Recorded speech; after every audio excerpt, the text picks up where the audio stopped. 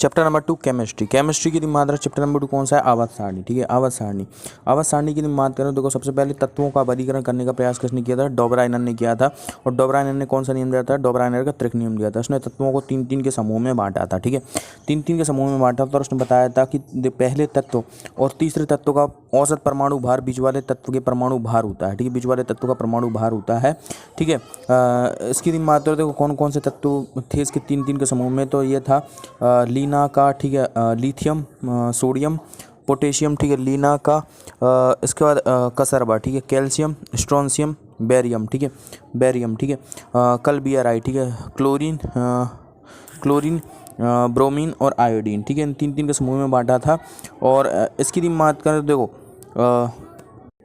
जब डोबराइनर ने त्रिक नियम दिया था तब तक अक्रिय गैसों की खोज नहीं हुई थी, इसलिए इस नियम का पालन अक्रिय गैसें नहीं करती हैं। अक्रिय गैसों पर यह नियम लागू नहीं होता है। ठीक है, इसके बाद था न्यूलैंड। न्यूलैंड की मात्र न्यूलैंड ने अष्टक नियम दिया।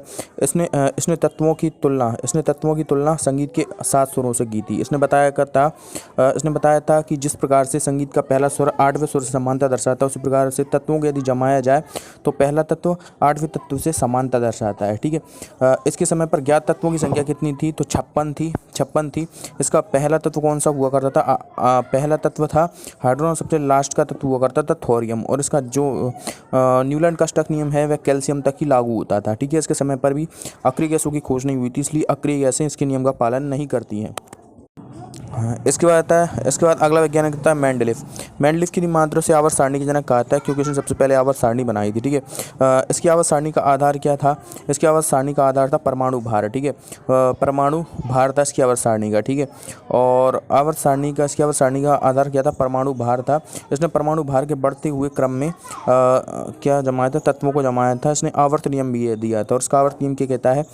इसका आवर्त नियम कहता है कि किसी भी तत्व के भौतिक एवं रासायनिक गुण उसके परमाणु भार पर आधारित होते हैं। ठीक है, उसके परमाणु भार पर आधारित होते हैं।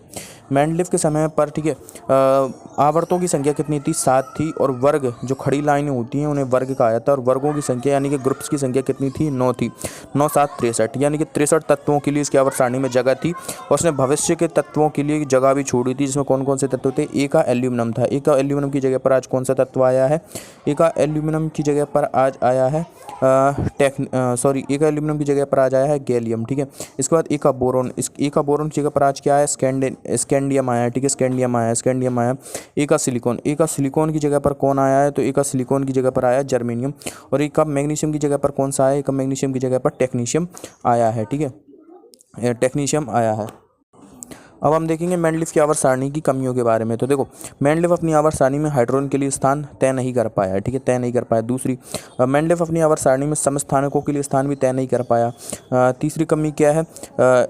इसकी आवर्त सारणी में ऊपर से नीचे और दाएं से बाएं जाने पर, ठीक है, इसकी आवर्त सारणी में ऊपर से नीचे और दाएं से बाएं जाने पर क्या होता है कि परमाणु भार बढ़ता है। ठीक है, परमाणु भार बढ़ता है, लेकिन इस नियम का पालन कोबाल्ट और निकल नहीं करते हैं। ठीक है, कोबाल्ट और निकल नहीं करते हैं। ठीक है, आयरन, कोबाल्ट, निकल इन तीनों के गुण एक जैसे हैं, फिर भी इसने आयरन को अलग रख दिया है और कोबाल्ट और निकल को अलग जगह पर रखा है। ठीक है, इसके बाद अगला वैज्ञानिक आता है मोजले की मात्रा। तो देखो मोजले ने भी आवर्त सारणी बनाई और, ठीक है, इसने आधुनिक आवर्त सारणी बनाई थी। मोजले ने आधुनिक आवर्त सारणी बनाई, इसलिए इसे आधुनिक आवर्त सारणी, और इसने आधुनिक आवर्त नियम भी दिए। ठीक है, इसकी आवर्त सारणी का आधार क्या था?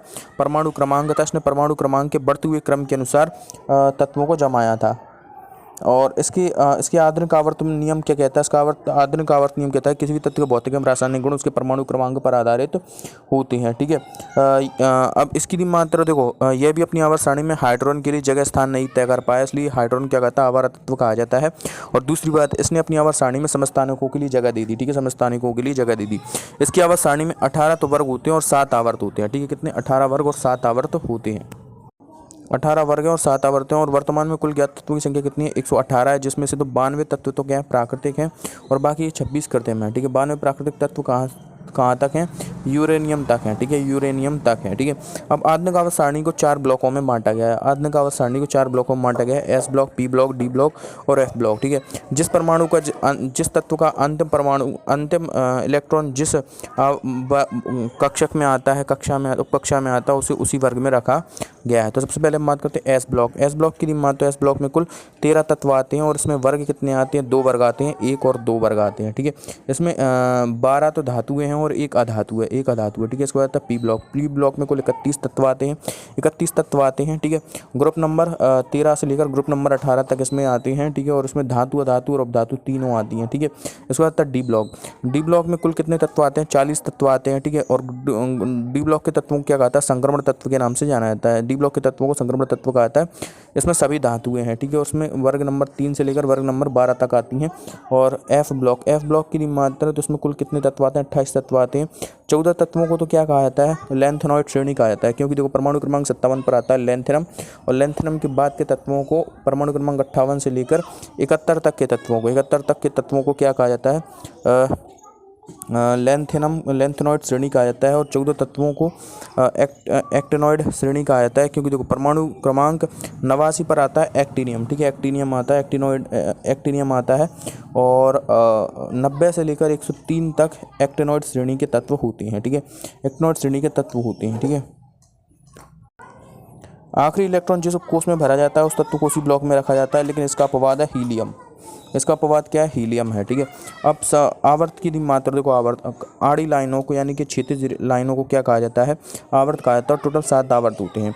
आवर्त संख्या 1 को क्या कहा जाता है। ठीक है, आवर्त में जैसे जैसे आवर्त में हम नीचे जाते हैं, ठीक है, नीचे जाते हैं आकार बढ़ता है। ठीक है, क्या होता है, आकार बढ़ता है। ठीक है, आवर्त संख्या 1 की मात्रा, तो आवर्त संख्या 1 को अति लघु आवर्त कहता है, क्योंकि इसमें 2 ही तत्व आते हैं और दोनों ही अधातु हैं। ठीक है, दोनों ही अधातु है। ठीक है, आवर्त संख्या 2 और आवर्त संख्या 3 इसे क्या आता है, लघु आवर्त कहता है, क्योंकि इसमें 8 तत्व आते हैं। ठीक है, 8 तत्व आते हैं। आवर्त संख्या 4 और आवर्त संख्या 5 को दीर्घ आवर्त कहता है, इसमें 18 तत्व आते हैं। और आवर्त संख्या 6 और आवर्त संख्या 7 को क्या आता है, अति दीर्घ आवर्त कहता है, इसमें 32 तत्व आते हैं। ठीक है, अब हम बात करेंगे सबसे पहले एस ब्लॉक की। एस ब्लॉक की मात्रा देखो, एस ब्लॉक में 2 ही ग्रुप आते हैं। ठीक है, देखो पीछे हम रह गए थे। डी ब्लॉक के तत्वों को क्या कहता है, संक्रमण तत्व कहा जाता है। और एफ ब्लॉक के तत्वों को आंतरिक संक्रमण तत्व कहा जाता है, आंतरिक संक्रमण तत्व कहा जाता है। अब आता है एस ब्लॉक। एस ब्लॉक में 2 ग्रुप आते हैं, ग्रुप नंबर 1 और ग्रुप नंबर 2। ठीक है, ग्रुप नंबर 1 की मात्रा, तो इसे इसके तत्वों को याद करने की ट्रिक है, हा लीना की रफ से फरियाद। ठीक है, हा से हाइड्रोजन होता है, ली से लिथियम हो जाता है, एन ना से क्या होता है, सोडियम होता है, हलीना की के से पोटेशियम हो जाता है, रब से रुबिडियम हो जाता है, से सीजियम हो जाता है, एफ ठीक है, एफ से फरियाद से फ्रांशियम हो जाता है, एफ आर। ठीक है, इनके परमाणु क्रमांक कैसे याद रखेंगे, तो हाइड्रोजन का याद रख लो, हाइड्रोजन का परमाणु क्रमांक 1 होता है। अब टोटल 7 तत्व आ रहे हैं ना, तो 2 8 8 18 18 32 32 का रूल लगा दो इसमें। ठीक है, इसके बाद ग्रुप नंबर 2 आता है। ठीक है, देखो ग्रुप नंबर फर्स्ट की संयोजकता कितनी है, ग्रुप नंबर फर्स्ट की संयोजकता 1 होती है, माइनस ग्रुप नंबर 1 की संयोजकता +1 होती है। ठीक है, +1 होती है। इसके बाद ग्रुप नंबर 2। ठीक है, ग्रुप नंबर 2 की मात्रा, तो ग्रुप नंबर 2 इन्हें क्षार मृदा धातुएं कहा जाता है। ठीक है, इन्हें क्या कहता है, क्षार मृदा धातुएं। ग्रुप नंबर 1 के तत्वों को क्या कहता है, क्षार धातुएं कहा जाता है। ग्रुप नंबर 2 के तत्वों को क्षार मृदा धातुएं कहता है, क्षार मृदा धातु कहा जाता है। और उसमें कौन कौन सी आती हैं, बेटा मांगे, कन्या सुंदर, बापराजी। ठीक है, बेटा बे से हो जाता है बेरिलियम। ठीक है, मांगे से मैग्नीशियम हो जाता है। ठीक है, बेटा मांगे कन्या, कन्या से हो जाता है कैल्शियम। ठीक है, बेटा मांगे कन्या सुंदर, सुंदर से हो जाता है स्ट्रोंशियम। ठीक है, बाप से हो जाता है बैरियम, बैरियम हो जाता है। और आर ए से रेडियम हो जाता है। ठीक है, अब ठीक है, बेरिलियम से याद रख लियो। ठीक है, बेरिलियम से याद रख लियो, बेरिलियम का परमाणु क्रमांक कितना होता है, 4 होता है, 4 होता है। और यहाँ से 8 से रूल स्टार्ट करेंगे हम। इसकी संयोजकता कितनी होती है, 2 होती है। इसके बाद आता है P block. P block group number 13 से लेकर ग्रुप नंबर 18 तक स्टार्ट होता है। तो ग्रुप नंबर 13 में सबसे पहले कौन सा आता है, बोरॉन फैमिली आती है। ठीक है, बोरॉन फैमिली आती है। और बोरॉन का परमाणु क्रमांक कितना होता है, 5 होता है। ठीक है, बटा आलू गाजर एंड थैला। ठीक है, बोरॉन, एल्यूमिनियम, आलू गाजर, गैलियम। ठीक है, गैलियम, इंडियम और थैलियम। ठीक है, इंडियम और टेलूरियम होता है। इसकी संयोजकता कितनी होती है, +3 होती है। इसके बाद ग्रुप नंबर ठीक है, ग्रुप नंबर 14 आता है। ग्रुप नंबर 14 की मात्रा सी से, सी का परमाणु क्रमांक कितना होता है, 6 होता है। ठीक है, कहीं शिव जी सुनो पार्वती, कार्बन, सिलिकॉन, जर्मेनियम। ठीक है, जर्मेनियम कहे शिव जी सुनो, SN टिन हो जाता है। ठीक है, पार्वती, PV से लेड हो जाता है। ठीक है, लेड हो जाता है। ठीक है, इसे क्या कहता है, इसे कार्बन फैमिली कहता है। इसकी संयोजकता +4 होती है। ठीक है, +4 होती है। इसके बाद अगला आता है नाइट्रोजन फैमिली। ठीक है, नाइट्रोजन फैमिली की मात्रा, नाइट्रोजन फैमिली ग्रुप नंबर कौन सा, ग्रुप नंबर 15 नाइट्रोजन फैमिली। ठीक है, नाइट्रोजन का परमाणु क्रमांक कितना, 5 6 7 7। नाइट्रोजन का परमाणु क्रमांक कितना, 7। नाना पाटकर ऐश्वर्य सभ्यकारी। ठीक है, नाइट्रोजन, फॉस्फोरस, नाना पाटकर ऐश्वर्य, आर्सेनिक, ES आर्सेनिक, ऐश्वर्य सब, एंटीमनी SB और विस्मत। ठीक है, विस्मत होता है। ठीक है, विस्मत होता है। इसकी संयोजकता +5 या -3 होती है। ठीक है, इसके बाद ऑक्सीजन फैमिली आती है। ग्रुप नंबर 16 ऑक्सीजन फैमिली, ठीक है। ओ सलमान सीले तेरी पॉकेट, ठीक है। ऑक्सीजन का परमाणु क्रमांक कितना होता है? 6 होता है। ऑक्सीजन सल्फर ओ सलमान सीले, सी से सेलेनियम सीले टेलुरियम और पोलोनियम आते हैं, ठीक है। पोलोनियम आता है, इसे ऑक्सीजन फैमिली कहा जाता है। जैसे चेल्कोजन फैमिली भी कहा जाता है, इसे चेल्कोजन फैमिली भी कहा जाता है क्योंकि इनसे अयस्क बनाया जाता है। इनकी संयुजकता -2 होती है, ठीक है। इनकी संयुजकता -2 होती है, ठीक है। ग्रुप नंबर 17 को क्या कहा जाता है? ठीक है, ग्रुप नंबर 17 की मात्रा उसमें आता है फ्लोरीन, क्लोरीन, ब्रोमीन, आयोडीन और एस्टेटाइन, ठीक है। फ्लोरीन, क्लोरीन, ब्रोमीन, आयोडीन और एस्टेटाइन होता है, ठीक है। इसका परमाणु क्रमांक करना होता है, ठीक है। इसे हैलोजन फैमिली कहा जाता है क्योंकि ये हैलाइड बनाते हैं, उनकी संयुजकता -1 होती है, ठीक है। इसका आता है ग्रुप नंबर 18। ग्रुप नंबर 18 के तत्वों को क्या कहा जाता है? जीरो ग्रुप कहा जाता है, अक्रिय गैसें कहा जाता है, ठीक है। अक्रिय ग्रुप कहा जाता है, उत्कृष्ट गैसें कहा जाता है, नोबल गैसें कहा जाता है, ठीक है। इसमें कौन कौन सी आती हैं? तो इसे याद करने के लिए एक ट्रिक है, हीलियम की याद रख ली। हीलियम का परमाणु क्रमांक 2 होता है। हे नेता और करोड़पति, हे नेता और करोड़पति जीवित रहे, ठीक है। हे से हीलियम हो जाता है, नेता से क्या होता है? नियॉन हो जाता है। हे नेता और से हो जाता है ऑर्गन। हे नेता और करोड़पति, क्रिप्टॉन, जीनॉन और रेडॉन, ठीक है। क्रिप्टॉन, जीनॉन और रेडॉन, ठीक है। इनके परमाणु क्रमांक देख लेंगे, संयोजकता इनकी 0 होती है, ठीक है। इनकी और आवर्त सारणी का आखिरी तत्व तुमसे पूछा जाए तो ऑर्गेनसॉन है, ठीक है। ऑर्गेनसॉन है, ऑर्गेनसॉन है। इसके बाद आता है डी ब्लॉक। डी ब्लॉक में ग्रुप नंबर 3 याद रखना है हमें, ठीक है। ग्रुप नंबर 3 याद रखना है। उन्हें क्या कहता है? इन्हें दुर्लभ मृदा तत्व कहता है, ठीक है। इन्हें दुर्लभ मृदा तत्व कहता है ग्रुप नंबर 3। और ग्रुप नंबर 3 में कौन सा आता है? स्कैंडियम आता है। स्कैंडियम का परमाणु क्रमांक कितना होता है? 21 होता है। स्कैंडियम का 21 होता है। फिर आता है यट्रियम, ठीक है। यट्रियम का परमाणु क्रमांक कितना होता है? 39 होता है। फिर आता है लैंथनम। लैंथनम का परमाणु क्रमांक कितना होता है? तो लैंथनम का परमाणु क्रमांक 57 होता है। और एक्टिनियम का परमाणु क्रमांक 89 होता है। इसके बाद पी ब्लॉक। पी ब्लॉक की मात्रा देखो, पी ब्लॉक में सीडी के तत्व होते हैं, ठीक है। सीडी के तत्व होते हैं जिनके बाएं तरफ तो क्या होती हैं? सभी धातु होती हैं, और इनके दाएं तरफ क्या होती हैं? सभी अधातुएं होती हैं। और ये सीडी के जो तत्व होते हैं इन्हें उपधातुएं कहा जाता है, ठीक है। इन्हें क्या कहता है? उपधातुएं कहा जाता है। अब सीडी के तत्व में कौन कौन से आते हैं? इन उपधातुओं को याद करने के लिए एक ट्रिक है, और ट्रिक क्या है? भोले से ऐसी तेरी आत्मा जिए सब, ठीक है। भोले से हो जाता है बोरॉन, ठीक है। सिप से हो जाता है सिलिकॉन, ऐसी से हो जाता है आर्सेनिक, तेरी से हो जाता है टेलुरियम, ठीक है। आत्मा से हो जाता है एस्टेटाइन, जीए से हो जाता है जर्मेनियम, और सबसे हो जाता है एंटीमनी एसबी, ठीक है। एंटीमनी एसबी हो जाता है, ठीक है। हाइड्रोजन एकमात्र ऐसी अधातु है जो आवर्त सारणी में बाईं तरफ है, ठीक है। आवर्त 1 में 2 तत्व हैं और दोनों ही अधातुएं हैं, ठीक है। आवर्त संख्या 4 और 5 की बात करूँ तो उनमें 2-2 उपधातुएं हैं, ठीक है। 2-2 उपधातुएं हैं, ठीक है। 2-2 उपधातुएं हैं, ठीक है। 2-2 उपधातुएं। आवर्त सारणी में बाएं से दाएं जाने पर परमाणु क्रमांक बढ़ता है, ठीक है। आवर्त सारणी में बाएं से दाएं जाने पर, आवर्त सारणी में बाएं से दाएं जाने पर परमाणु क्रमांक बढ़ता है, और ऊपर से नीचे जाने पर भी परमाणु क्रमांक बढ़ता है, ठीक है। परमाणु क्रमांक बढ़ता है, लेकिन आवर्त सारणी में बाएं से दाएं जाने पर आकार घटता है। कहाँ तक? ग्रुप नंबर 16 तक, और फिर बढ़ता है, ठीक है। जबकि ऊपर से नीचे जाने पर आकार भी बढ़ता है, आकार भी बढ़ता है, ठीक है। आकार भी बढ़ता है। अब देखो कुछ फैक्टों की बात करें, जैसे कि आवर्त सारणी में सबसे छोटा तत्व कौन सा है? तुमसे पूछा जाए आवर्त सारणी में सबसे छोटा तत्व कौन सा है, तो सबसे छोटा तत्व हीलियम है, ठीक है। आवर्त सारणी का सबसे छोटा तत्व कौन सा है? हीलियम है। और सबसे बड़े आकार का तत्व कौन सा है? फ्रांसियम है, ठीक है। फ्रांसियम है, ठीक है। कौन सा है? फ्रांसियम है। सबसे छोटे आकार की धातु तुमसे पूछी जाए, सबसे छोटे आकार की धातु लिथियम है, ठीक है। लिथियम है। सबसे हल्का तत्व कौन सा है? हाइड्रोजन है। सबसे हल्की धातु तुमसे पूछी जाए तो ये भी लिथियम ही है।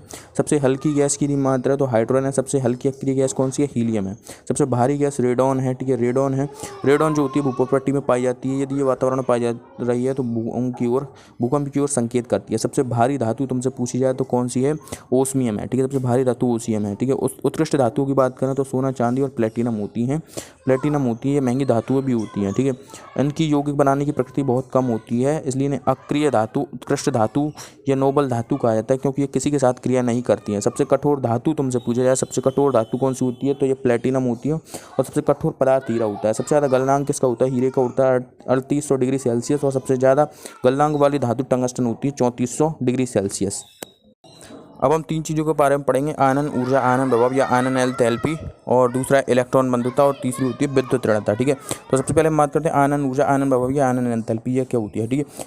किसी भी परमाणु की बाह्यतम कक्षा में, ठीक है, किसी भी परमाणु की बाह्यतम कक्षा में एक इलेक्ट्रॉन मुक्त करने पर एक इलेक्ट्रॉन मुक्त करने के लिए दी जाने वाली ऊर्जा की मात्रा, ठीक है, क्या कहलाती है? आनन ऊर्जा, आनन विभव या आनन एंथैल्पी कहलाती है।